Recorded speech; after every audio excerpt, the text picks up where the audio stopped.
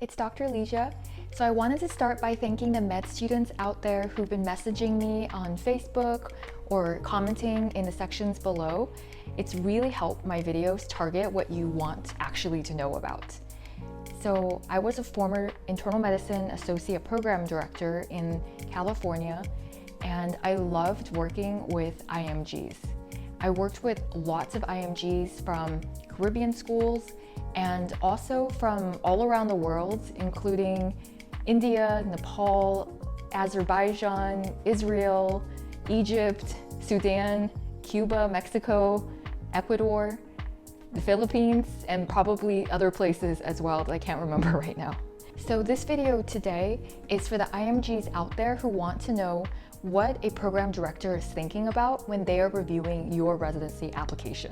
For part one today, I will focus on the absolute important things that if you don't have, these are absolute deal breakers for a program director.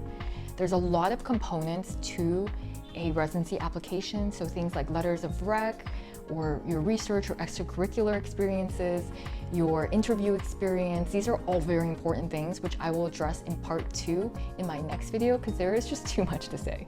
I really hope that this will help the IMG applicants out there better focus your energies on your journey to becoming a US doctor and have stronger applications, better matches, and ultimately this helps the US healthcare system greatly as well if we can continue to get stronger and stronger IMG applicants.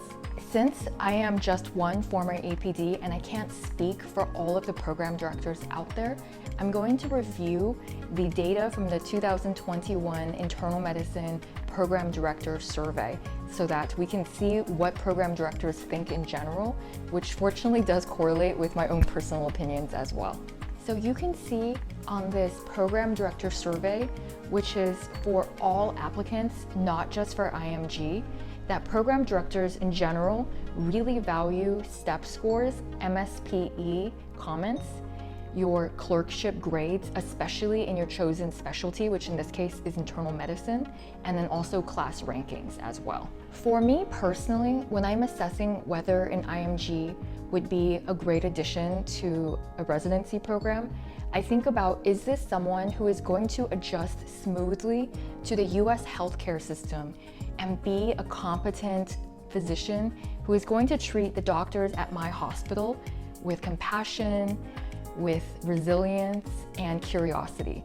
So for me to be able to answer that question, I focus on their academics and on their clinical experience. So we'll talk about each of these. So when it comes to academic credentials, STEP scores, of course, are absolutely essential to getting in the door. So below certain threshold, and it's different for every single programs, some programs will automatically filter you out of the applicants that they're looking at. And the reason we do this is because unfortunately we absolutely have to. The number of applications that programs receive every year is rising. And so to be able to manage the 3,000 applications that a program may get, these filters are used that may filter out a lot of applicants who are below certain score cutoffs or who may have failed step 1 or step 2. You can see here in that same 2021 Internal Medicine Program Director Survey that for IMG applicants, 55% of programs will screen out applicants based on having a low score, and 23% of programs will screen out applicants who have failed step 1. And since step 1 is going to pass fail this year, the same kind of screening process will probably just be applied more vigorously to step 2. Program directors do often expect higher STEP scores for IMGs than for their US applicants because they may have more time to study than US applicants, and also because if they're coming from a school where the reputation of that school is not really known to the program director, they want to have a higher level of confidence in this applicant's academic credentials. Ranking in your class can also be tremendously helpful. Not all schools do this, but for the applicants where it can be clearly stated on their MSPE that they are like number 3 out of 600 students in their graduating class, that says volumes about their academic credentials. Other aspects of your application, like MSPE comments, or like your grades on your courses or on your clerkships at your school, can be helpful if they're extremely good, but most of the time it can be difficult for a program director to actually make sense of and interpret these grades, because it's not always clear if someone is getting A from a certain medical school, is that like a very good score, or what percentage of students would actually get such a good grade. In the absence of knowing objectively how good someone's grades are, things like class ranking and your step scores especially take a huge amount of significance. The second part of the application that helps me answer that question about an applicant's preparedness for residency is clinical experience.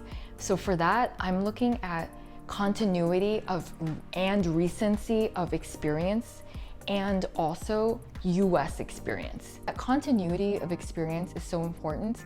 There may be applicants who graduated from medical school 8 years ago, and what I want to see is that you have spent that time since graduating continuing to hone, refresh your clinical skills in any way, whether that is doing clinical work, being a general practitioner in your home country or another country, or doing a fellowship in your home country, or volunteering at a refugee camp, or whatever it may be. That means that you are still using those same clinical skills that you graduated with, that you have not let them get rusty.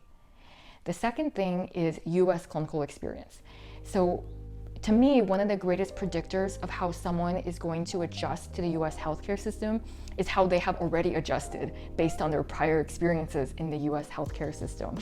So your experiences doing US externships or observatorships or electives really can help you already start that adjustment process before your intern year starts, and make that adjustment during intern year easier. And so this is why this is incredibly important. And letters of recommendations from US doctors can also help attest to your adaptability to the US healthcare system and your overall academic excellence as well. In general, the minimum number of months that I've seen IMG applicants do are 2 to 3 months of externships or observatorships.